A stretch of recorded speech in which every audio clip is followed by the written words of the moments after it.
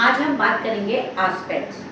Aspects जिसको दृष्टि बोलते हैं। आपने हमेशा ही सुना होगा कि ये ग्रह इसको देख रहा है, ये ग्रह इसको देख रहा है। दैट मीन्स उसको दृष्टि मिली होती है। एस्पेक्ट्स होते हैं जिससे वो दूसरे ग्रहों को देखते हैं। तो जो 7 दृष्टि होती है, अपने से 7वें घर को देखने की दृष्टि वो सारे प्लैनेट्स को होती है। जैसे सन है, उसको वो भी अगर जिस घर में होगा अपने से 7वें घर पर वो दृष्टि डालेगा। मून है, वो भी 7 दृष्टि डालता है, एस्पेक्ट होता है उसका 7। Mars, Jupiter, mercury, Venus, Saturn, Rahu, Ketu, ये जितने भी प्लैनेट्स हैं सबका 7 एस्पेक्ट्स होता ही होता है। दैट मीन्स वो जिस घर में होते हैं, अगर वो यहाँ पर हैं तो अपने से 7 घर वो यहाँ पर वो एस्पेक्ट डालेंगे। लेकिन कुछ प्लैनेट्स हैं जिनको स्पेशल एस्पेक्ट मिले हैं। दैट मीन्स उनको 7 के अलावा और अलग भी दृष्टि मिली है, इसलिए वो दृष्टि जो होती है वो बहुत ज़्यादा इम्पोर्टेंट हो जाती है। तो सबसे पहले आते हैं मार्स, मंगल ग्रह पे। मंगल ग्रह पे 4 और 8 ये नंबर पर दृष्टि और होती है। ये स्पेशल दृष्टि होती है। दैट मीन्स वो 7वीं दृष्टि से तो देख रहा है, लेकिन उसको 4 और 8 नंबर का एस्पेक्ट भी होता है। सेम इसी तरीके से जब जुपिटर पे आते हैं तो जुपिटर पे हमें 5th और 9th, 5वीं और 9वीं दृष्टि या फिर 5वां और 9वां एस्पेक्ट होता है, वो स्पेशल एस्पेक्ट होता है। सैटर्न पे जब आते हैं तो सैटर्न पर भी हमको 3rd और 10, ठीक है, 3री और 10वीं दृष्टि आती है। तो ये जब ग्रह होते हैं इन पे ये जो स्पेशल एस्पेक्ट्स मिलते हैं, इसलिए इनकी इंपॉर्टेंस बहुत ज़्यादा हो जाती है। आपको एग्जाम्पल से समझाती हूँ। जैसे इधर सन बैठा हुआ है तो सन केवल सिर्फ इधर एस्पेक्ट डाल सकता है, ठीक है, और कहीं नहीं डालेगा। लेकिन सपोज करिए मार्स जो है वो इधर बैठा है 3rd हाउस में। अब 3rd हाउस से 7 नंबर जो होता है वो ये है 9 नंबर। दैट मीन्स एक दृष्टि तो वो 9 नंबर पर डाल रहा है, दूसरी दृष्टि कहाँ डालेगा? 4 नंबर की। तो 4 नंबर हम कहाँ से काउंट करेंगे? जहाँ पर वो ग्रह बैठा है, 1 2 3 4।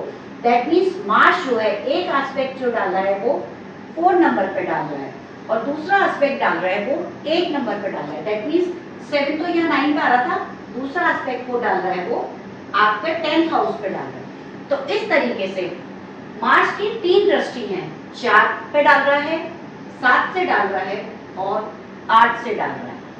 तो ये जो स्पेशल एस्पेक्ट होते हैं इनकी इम्पोर्टेंस भी बहुत ज़्यादा होती है। आपको अब ये दूसरे से सिखाते हैं। अब जुपिटर सपोज करिए यहाँ 12th हाउस में बैठा है, ठीक है। अब जुपिटर के पास में 7 दृष्टि है, 7वीं दृष्टि है, तो जुपिटर 7वीं दृष्टि से यहाँ 6th हाउस को देखेगा, ठीक है। ये हो गया नॉर्मल एस्पेक्ट। अब इसके पास जो स्पेशल है 5वीं और 9वीं दृष्टि, तो 1 2 3 4 5। अगर आपका 12th हाउस में जुपिटर है तो वो आपके 4th हाउस, दैट मीन्स आपके घर को, आपके मानसिक सुख को, आपके मानसिक शांति को, मेंटल पीस को दिखाता है। तो उसकी दृष्टि जो है वो यहाँ 5th हाउस पर पड़ेगी और दूसरी दृष्टि होती है वो 9। तो 5 यहाँ पर है 7 नंबर, 8 9। दैट मीन्स वो आपके 8th हाउस को भी देखेगा।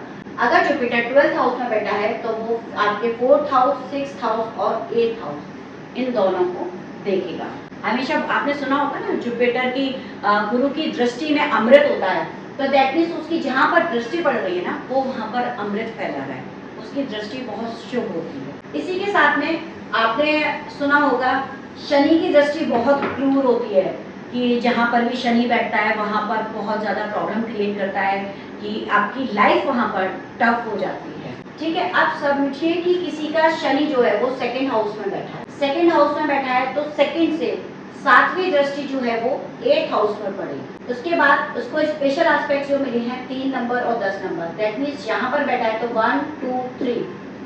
शनि की दृष्टि आपके 4th हाउस पे पड़ेगी, आपके 7th हाउस पे पड़ेगी, 8 9 10 और 11th हाउस पे पड़ेगी।